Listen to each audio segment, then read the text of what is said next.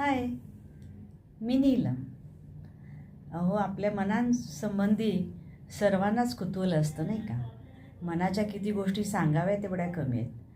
पण आज आपलं एक मैत्रीचे मुक्तांगण जो ग्रुप आहे त्या ग्रुपमध्ये डॉक्टर सोनल जोशी म्हणून आलेले आहेत, ज्या मानसोपचार तज्ज्ञ आहेत आणि त्या आपल्याला मनाच्या विविध तरंग जे आहेत ते छानपैकी त्यांच्या क्लास रिकामा की भरलेला यातून सांगणार आहेत. तुम्हा सर्वांना ते नक्कीच आवडेल याची मला खात्री आहे. तर यू एन्जॉय इट. आणि असेच वेगवेगळे व्हिडिओज बघण्यासाठी माझ्या चॅनलला लाईक करा, सबस्क्राईब करा, शेअर करा, कमेंट करा. आपण आशावाद का निराशावाद ह्याच्याबद्दल बोलतोय ना. आशा आपण लाईफ कसं जगायचं, आयुष्य कसं जगायचं, आशावादी मताने का निराशावादी, ह्याच्यावरती मेन फोकस आहे आपला इथे. तर मला सांगा, तुमच्या सगळ्यांच्या आयुष्यात असे काही ना काहीतरी प्रसंग आलेच असतील ना, अवघड प्रसंग, जेव्हा असं अगदी काय करावं कळत नाही.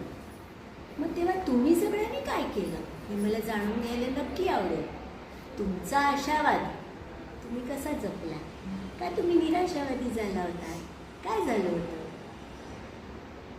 Can you all share? Can anyone share? तुम्ही कोणीही शेअर करा तर फार मला मज्जा वाटेल, गंमत वाटेल. बाहेर पडू शकतो हो ना. काही वेळेला ना पेपर वगैरे वाचताना सुद्धा आपल्याला दिसतं ना, म्हणजे असं आत्महत्या केली, इथे चोरी झाली, यांनी खून केले, मारामाऱ्या झाल्या, एवढ्या गोष्टी या वरती येतात की तेव्हा आपल्याला कळत नाही. मग काही वेळेला ना आपण एकदम डिप्रेस होतो हे वाचून, आणि काही वेळेला म्हणतो काय मेले असेच आहे, कधी सुधारणार, असं काहीतरी म्हणतो. आणि काही वेळेला असं वाटतं की ह्यात आपण काय करू शकतो का, असा विचार पण येतो. तर मला यातनं असं सुचवायचं आहे की हे सगळे प्रसंगातून जाताना आपला मूड बघा. आपला मूड जर चांगला असेल ना, किंवा आपण मूड चांगला ठेवू शकलो तर आपण बरंच पॉझिटिव्हली वागू शकतो हो ना. तर ह्याचं काय सबूत, मी काहीतरीच म्हणते असं वाटेल तुम्हाला, हे काय मूड वगैरे काय नाही. पण बघा हां, म्हणजे तुम्ही बायपोलार डिसीजबद्दल ऐकलं आहे का? काही लोकांना असं एकदम बायपोलार असतात, म्हणजे एकदम हायटन्ड मूड असतात, एकदम उत्साही, नंतर एकदम डिप्रेस्ड. हा मूड डिसऑर्डरच आहे. जेव्हा खूप चांगला मूड असेल तेव्हा त्यांना सगळं चांगलं वाटतं, खूप डिप्रेस्ड असतील तर त्यांना उठता पण येत नाही, आणि कोणी काय म्हटलं तरी त्यांना राग येतो किंवा आवडत नाही किंवा डिप्रेशन येतं. तर हा मूड डिसऑर्डर कसा असेल, किंवा त्यामध्ये मूड किती महत्त्वाचा आहे. किंवा आपण असं म्हणतो की काही लोक आत्महत्या करतात. तर मग आत्महत्या करण्याचा जो क्षण आहे, तो क्षण, तो मूड आहे ना त्याचा, त्या वेळेचा त्याचा जो मूड आहे, त्याच्या जे इमोशन्स आहेत त्या इतक्या वाईट तऱ्हेने हे होतात की त्याला ते आत्महत्या करायला भाग पाडतात. म्हणजे मूड हा तुमचा मेंटेन राहिला पाहिजे, मूड चांगला राहिला पाहिजे, मूड आनंदी असला पाहिजे, तुमचे इमोशन्स तुम्ही आनंदी ठेवले पाहिजे, तर तुम्हाला आशावादी जगता येतं हो ना. दुसरी गोष्ट, तुम्ही सगळ्यांनी म्हटलं ना, मी असं म्हटलं की होईल होईल होईल होईल, होणारच आहे होणारच आहे. म्हणजे मी काय म्हटलं, मी पॉझिटिव्ह राहिले हो ना. बरं, पॉझिटिव्ह राहिले म्हणजे मी तुम्हाला निराश करत नाही आहे, पण असंच बघायला गेलो आपण, पॉझिटिव्ह राहिले किंवा मी चांगलंच होईल चांगलंच होईल असं म्हणत राहिलं म्हणजे नेमकं काय केलं मी? चांगलं झालेलं आहे का?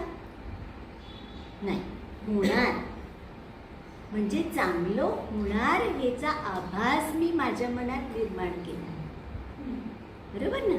That is an illusion. I created an illusion in my mind to survive through दिस.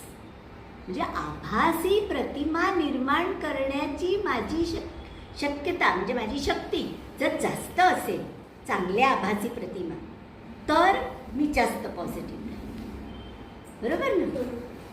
तर ही आभासी प्रतिमा म्हणजे तुम्हाला वाटेल ही काहीतरी सांगते, पण नाही, या प्रत्येक गोष्टीला काही ना काहीतरी सबूत आहे. आता ह्याच्यावरती सुद्धा सायकोलॉजिस्टनी प्रयोग केलेले. हां, तर काय केलं त्यांनी, ती उंदरांचा लॉट घेतला, 7-8 उंदरं घेतली आणि दुसरा एक लॉट घेतला 7-8 उंदरांचा. आता काय केलं, ते पाण्यातनं त्यांना पोहून एका ठिकाणी जाऊन खाऊ मिळणार होता. तर ते पाणी ट्रान्सपरंट नव्हतं, ते पाणी त्यांनी ओपेक केलं, म्हणजे त्याच्यात दूध घातलं, म्हणजे पाणी गढूळ होतं ना, दिसत नाही आपल्याला खाली काहीच. आणि मग त्या उंदरांना सोडलं पाण्यात. आता एका ठिकाणी त्यांनी काय केलं, छोटा छोटा आधार दिला खालनं आणि एका ठिकाणी काहीच ठेवलं नाही आणि त्या उंदरांना सोडलं. आता अंतर तसं बरंच होतं, म्हणजे पटकन पाहून जातील असं नाही, तर त्यांना बराच प्रयत्न करून तिथे जायला लागत होतं. आता जी उंदरं जाता जाता आधार मिळाला, ती उंदरं खुश होती आणि ती थोड्या वेळाने बरोबर त्यांच्या टार्गेटला पोचली. पण ज्या उंदरांना मध्ये काहीच आधार नव्हता, ती उंदरं शेवटपर्यंत पोचू शकली नाही, ती बुडायला लागली. म्हणजे ह्याच्यानंतरची गोष्ट फार महत्वाची. ह्याच्यानंतरची गोष्ट काय माहिती आहे, ही जे आधार दिलेली उंदरांचा लॉट होता ना, त्या उंदराच्या लॉटला त्यांनी बिन आधारवाल्या पाण्यात घातलं. तिथे आधार नव्हताच, पण उंदरांना सवय काय लागली होती, डोक्यात बसलं होतं की आधार आहे आहे, हो ना. मग ती पळत पळत पोहत पोहत पोहत शेवटपर्यंत गेली, जरी आधार नव्हता. म्हणजे they created an illusion of support, हो ना. जेव्हा आपण हे म्हणू ना आपण की होईल होईल, माझं होणारच आहे, होणारच आहे, चांगलं होणार आहे, चांगलं होणार आहे, तेव्हा आपण काय करतो, तेव्हा आपण इल्युशन क्रिएट करतो ना, एक आभासी दुनिया निर्माण करतो की मी चांगलंच होणार आहे, चांगलंच होणार आहे, हे विचार करत आपण राहतो. आणि त्याला वैज्ञानिक कारण आहे आणि त्याच्यामुळे आपण त्यातनं बाहेर पडतो, हो ना. बरोबर ना. म्हणजे कुठलेही संकट येतात ते बाहेरची संकट आहेत, ज्याच्यावर आपला काहीच कंट्रोल नाही आहे. पण आपल्या आतल्या संकटांचं काय, त्या संकटा तर आपल्या आतून येत आहेत ना. मग कुठल्याही प्रसंगाच्या वेळेला तुम्ही अनुभवलंच असेल, निगेटिव्ह थॉट्स येतातच. असं काय वाटतं का लगेच, हां येऊ दे मी होईल, असं होतं का, कधीच होत नाही. पण ते काही लोकांमध्ये ते प्रमाणाच्या बाहेर जातं, पण काही लोकांमध्ये ते प्रमाणात राहतं. फॉर एक्झाम्पल, तुम्ही सांगितलं की मला माझ्या मुलांनी समजावलं की तुला हे करायचं आहे, तू पॉझिटिव्ह राहा, तू करू शकशील. मग मी ते करू शकले, बरोबर ना. तुम्हाला वाटलं कोणीतरी एखादं एक शब्द बोलून गेलं, मला तिथून स्फूर्णा मिळाली, बरोबर. तुम्हाला वाटलं मी पॉझिटिव्ह राहिले तर होऊन जाईल. तर ह्या लोकांना तो बॅलेन्स, इंटरनल बॅलेन्स आहे ना, तो साधता आला, बरोबर. काही वेळेला आपण खूप आजारी पडतो, हो ना. असं काही वेळेला असे असाध्य रोग पण होतातच. मग त्यावेळेला काय होतं बरं, मग आपण काय म्हणतो, आपण बरेच होणार नाही असा विचार करतो, नाही. मग आपण काय विचार करतो, मी ही औषधं घेतली की मी बरं होईल, मी असा व्यायाम केला की मी बरं होईल, बरोबर ना. मग हे सगळे जे मी विचार करते त्यांनी मला काय मिळतं, हा विचार केलाय कधी तुम्ही, की मी हे पॉझिटिव्ह इल्युजन्स जे क्रिएट करते, मी पॉझिटिव्हिटी माझ्यात आणतीये, म्हणजे नेमकं मी काय करते, तर कुठेतरी माझ्या स्वभावावर, माझ्या वातावरणावर, माझ्या स्वतःवर एक कंट्रोलची भावना माझ्यामध्ये येते. I can do it, control it, I have that control over the conditions. मी ते करू शकेन का, आणि कसं, औषध, मी व्यायाम करेन, मी हे करेन, मी ते करेन, मी प्राणायाम करेन, मी ते करू शकेन. ते करू शकण्याची भावना येण्यासाठी माझ्यामध्ये काय येत आहे, ते करण्यामुळे काय होते, माझ्यामध्ये एक कंट्रोलची भावना येते. आणि ही कंट्रोलची भावना आहे ना, ती आपल्याला एकदमच ड्रायव्हर सीटमध्ये बसवते. बघा हा, विचार करा, गाडीतनं चाललं, मागे बसून तो ड्रायव्हर असा असा असा असा असा असा चालला. आपली मनं चालतात ना अशी अशी अशी अशी तसं. पण त्याच वेळेला जर मीच ड्रायव्हरच्या सीटमध्ये बसले तर मी सुसाट गाडी नेणार. हा कंट्रोल माझ्यामध्ये आहे ना. म्हणजे I need to sit in the driver seat. I have to take control over my life. I have to take control over those internal difficulties. चिंता, क्लेश, एन्झायटी, पॅनिक्स, विचार, ओव्हर थिंकिंग, ह्या सगळ्यावरती मला कंट्रोल आला पाहिजे. ह्याच्यासाठी सुद्धा तुम्हाला वाटेल काही कंट्रोल कंट्रोल बोलली, खरोखर आहे का असं? हे सुद्धा सायकोलॉजिस्टनी प्रूव्ह केले. तुम्ही सगळे हे प्रयोग करू शकता. हां, छोटंसं बाळ असतं, त्या बाळाला आपण पाळण्यात ठेवतो. मग त्या बाळाच्या वरती तो काय झुंबर लटकवलेला असतो, बऱ्याच लोकांच्याकडे असतो, हो ना. तर झुंबर तुम्ही हलवला तो उघडतो, बंद होतो, उघडतो, बंद होतो. बाळाला खुशी होते, थोडा वेळ बाळ एन्जॉय करतो, बाळ gets amused by it for a while, मजा येते. मग नंतर बाळ काय ते बघतही नाही, काही नाही. तुम्ही म्हणताय काय हे बाळ ते बघत पण नाही, काढून टाक. काढून टाकायच्या ऐवजी त्याला एक दोरी बांधा, आणि ती दोरी आहे ना ती बाळाच्या पायाला बांधा. म्हणजे बाळ जेव्हा पाय हलवेल तेव्हा ते झुंबर उघडेल, आणि पाय जेव्हा पाय खाली करेल हलवेल ते उघड बंद जे होईल तेव्हा बघा त्या बाळाला काय मजा येते. ते एवढ्याशा छोट्याशा बाळाला सुद्धा वाय इज हॅपी, वाय ते बाळ एवढंसं का खुश होतंय, माझ्या कंट्रोलमध्ये येते. बरोबर ना, माझ्या कंट्रोलमध्ये ते फुलते, म्हणून त्याला ते आनंद. त्यामुळे प्रत्येक माणसाला जेव्हा परिस्थितीवर मी मात करू शकतो, मी ती परिस्थिती कंट्रोलमध्ये ठेवू शकतो असं मी जेव्हा म्हणेन, तेव्हा मला तो आशावादी प्रदेश दिसेल.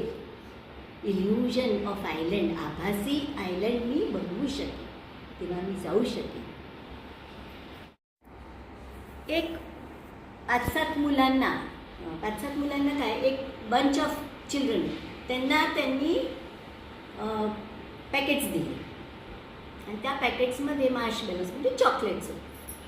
सगळ्यांना चॉकलेट्स दिली आणि सांगितलं की तुम्ही आत्तासुद्धा हे चॉकलेटचं खाऊ शकता, पण तुम्ही जर का उद्या ते चॉकलेटं खाल्ली तर तुम्हाला ह्याच्यापेक्षा डबल चॉकलेट्स देईल, किंवा ही जे चॉकलेट्स आहे त्याच्यामध्ये अजून मी 4 तुम्हाला आवडतीची चॉकलेटं घालून देते. आणि बघितलं काय झालं ते, तर काही मुलं पटापट चॉकलेट्स खाऊन गेली, पण काही मुलं मात्र चॉकलेट्स ठेवले त्यांनी. आता सायकोलॉजिस्ट इथेच थांबले नाही, त्यांनी जी मुलं पटापट चॉकलेट खाऊन गेली त्यांचा, आणि जी मुलं नंतर दुसऱ्या दिवशी जास्त चॉकलेट्स मिळवली त्यांना, या सगळ्या मुलांचा त्यांनी अभ्यास केला. 15 वर्षानंतर त्यांनी पाहिलं की जी मुलं पटापट चॉकलेट खाऊन गेली होती, they all went for instant gratification, लगेच पाहिजे. आणि जी मुलं धीर धरू शकली ती मुलं खूप चांगल्या हुद्द्यावर नोकरी करत, किंवा चांगले बिझनेस काढले त्यांनी, आणि खूप उंचावर त्यांच्या करिअरच्या पोचले. म्हणजे पेशन्स हा कुठून आला? म्हणतात तेव्हा काय करतात? आईला राग आला की आई कशी वागते, आजीला राग आला की आजी कशी वागते, आजी काय करते, आजोबा काय करतायत. राग आला म्हणजे काय करायचं, मला दुःख वाटलं म्हणजे मी काय करायचं, ह्या गोष्टी जर त्यांनी लहानपणीच शिकल्या नाही तर ते मोठेपणी कुठून येणार? हे इमोशनल रेग्युलेशन आपण जे म्हणतोय त्याचे धडे लहानपणापासून गिरवायला लागतात. आपण बऱ्याचदा म्हणतो ना, हल्लीची मुलं काय नैवेद्य दाखवला थांबत नाही. काय तुझं नैवेद्य आजी नंतर दाखव ना, मला भूक लागली भूक लागली भूक लागली. मग लगेच आपण देऊन टाकतो. आपण 5 मिनिटं नैवेद्य दाखवायपर्यंत सुद्धा मुलं थांबत नाही किंवा आपण थांबायचा आग्रही करत नाही. आत्ताची मुलं नाही थांबत. मग आत्ताची मुलांना नाहीच ना तो पेशन्स, तो टॉलरन्स आहे कुठे? ते सहन करण्याची शक्ती कुठून येणार? की आत्ता जी संकट येत आहेत ती जाणार आहे. मी ठरवलंय, मी थोडं शांत राहील तर ते वादळ टळून जाईल. मी शांत बसायला पाहिजे. त्या वादळाला सामोरं जाण्याची शक्ती माझ्यामध्ये येणार कुठून? तर मी ते शिकले असले तर ना मला कळेल. तर ते होऊ शकत नाही. आता फार ताणत नाही, छोटासा एक प्रसंग सांग. ह्या सगळ्या अभ्यासामध्ये एक फारच महत्त्वाचा शोध लागला सायकोलॉजिस्टना. तो म्हणजे काय? तर त्यांनी कुत्र्याचे बॅचेस केले होते. तर एका पांजऱ्यामध्ये त्या कुत्र्यांच्या पांजऱ्यामध्ये लोखंडाचं पांजरं होतं. तर खाली ते अगदी माइल्ड करंट सोडायचे आणि त्याच वेळेला सायरन वाजायची. तर तुम्हाला पावलोचं कदाचित आठवत असेल इन्सिडेंट. म्हणजे त्यांनी जो प्रसंग त्यांनी जर शोधलं की कंडिशनिंग कसं होतं माणसाचं, तर त्याच्यामध्ये त्यांनी काय केलं होतं, तर घंटी वाजवायची आणि मग कुत्र्याला खाऊ द्यायचा. घंटी वाजवायची आणि खाऊ द्यायचा. मग खाऊ दिला की तोंडात लाळ सुटायची, भरपूर पाणी सुटायचं त्याच्या तोंडाला. नंतर नंतर त्याला सवय झाल्यावरती फक्त घंटी वाजवली तरी त्याच्या तोंडातून लाळ सुटायला लागायची. ना हां, म्हणजे हा कंडिशन झालं. माणसाला कंडिशन केलं, सवय लावली. कंडिशन म्हणजे सवय लावली. तसंच इथे एका पांजऱ्यामध्ये त्यांनी कुत्र्यांना ठेवलं आणि जोरात सायरन वाजली की माइल्ड करंट पास व्हायचा. आता हा माइल्ड करंट पास झाला की कुत्र्यांनी काय करायचं, तर पटकन ते उडी मारून स्वतःला वाचवायला एक छोटीशी मध्ये पाळी ठेवली होती. त्या पाळीच्या पलीकडे जायचं. तर ते पलीकडे गेले की करंट थांबतो. दुसऱ्या ह्याच्यामध्ये त्यांनी काय केलं, पांजऱ्यामध्ये कुत्री ठेवली होती काही. तर त्या कुत्र्यांना कधीही सायरन वाजायची, कधीही शॉक लागायचा, कधीही वाजायची, कधीही शॉक लागायचा, सारखा शॉक लागायचा, सारखी सायरन वाजायची, काही संबंध नाही. म्हणजे ही काही सवय लागली नाही त्यांना, कंडिशनिंग अजिबात मिळालं नाही. आणि तिसऱ्या पांजऱ्यामध्ये काहीच केलं नाही त्यांनी. त्या कुत्र्याला मजेत ठेवून तसंच. बरं, आता नेक्स्ट टाइम त्याला समजून घ्यायचं होतं की अशी बिहेवियर का होते. तर नंतर त्यांनी काय केलं, ह्यातली कुत्री आणि ह्यातली कुत्री अशा तिन्ही कंपार्टमेंटमधली कुत्री एकत्र केली. आता त्यांनी काय केलं की तिथे एक नॉब ठेवला. तर नॉब आहे तो नाकाने असा ढकलला की शॉक बंद होतो. बरं, असं तऱ्हेने त्यांनी ठेवलं. आता त्यांनी काय केलं, जेव्हा तो माइल्ड शॉक दिला तेव्हा ते तिन्ही प्रकारच्या कुत्र्यांना ते ऑब्झर्व करत होते. तर जी कुत्री शिकली होती ना कंडिशनिंग, म्हणजे शॉक आला की उडी मारायची आणि पलीकडे जायची, ती कुत्री पटकन शिकली. ते नॉब शोधून काढलं आणि शिकली आणि ते ढकलायची आणि शॉक बंद करायची. तिसऱ्या प्रकारचं ज्यांना काहीच नव्हतं ती कुत्री सुद्धा शिकली, नॉब ढकलायचा आणि शॉक बंद करायचा. पण ही जी कुत्री रॅन्डम ज्यांच्या पांजऱ्यात कंटिन्युअस कसंही आवाज काय, सायरन काय, शॉक काय सारखं चालूच, ही कुत्री शॉक सुरू झाल्यावर विवळून तिथेच बसून राहिली, हालायलाच तयार नाही. हे असं का बरं झालं? ह्याच्यावरती त्यांनी खूप विचार केला.